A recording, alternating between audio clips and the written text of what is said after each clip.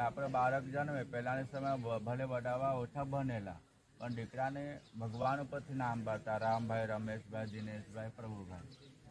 અત્યારે તો ભાઈ લોકો ગોબર પર હોદ્યા કરે ને, ડોલી ને પિન્ટુ ને ચિંટુ આ બધું આવી ગયું.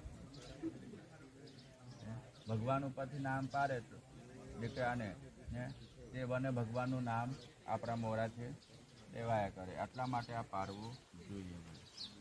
આપણામાં બહુ બધું ખામી હોય છે, ભલે કર્યું ખરાબ છે, એ પણ લખેલું છે કે આવા બધા સમય બહુ ખરાબ આવવાનું છે, પણ જે ભક્તિ કરતો હોય ને, ભગવાનને પકડી ચાલે ને બધું સારી રીતે નીકળી જશે. પણ જેને ભક્તિ નહીં હોય, અમને તો બહુ સારું લાગે કે ભાઈ 2 નંબરવાળા બહુ આગળ વધે, જે ભક્તિ નથી કરતો બહુ આગળ વધે.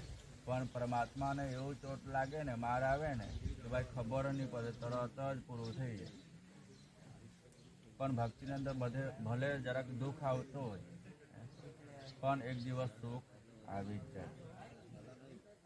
આપણા સબરીબાઈનું નામ સાંભળેલું હોય, ગુરુજી ફક્ત કહી ગયેલા કે તારા ઘરે એક દિવસ રામ આવે, આટલું જ કહેલું, બીજું કાંઈ નહીં. ક્યારે આવે બધું નહીં, પૂછવા નહીં ગયેલા. તો દરરોજ ત્યારથી ઘરને શણગાર કરે કે અમારે ત્યાં રામ આવે, રામ આવે, રામ આવે. બેચારી બહુ દુઃખ આપણે બેઠેલી હે. અને ભગવાન માટે બોર રાખતા, પાછું ચાખીને કે ખાટું તો નથી ને. ભગવાન ક્યારે આવેલા?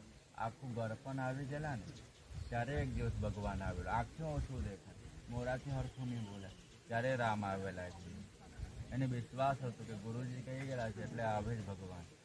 એઠા બોર ખાધેલા અને એને જે બધું હતું ને દુઃખ બધું ભગવાન હરી દીધું અને બીજા જન્મ બહુ સારું આપેલું ભગવાને.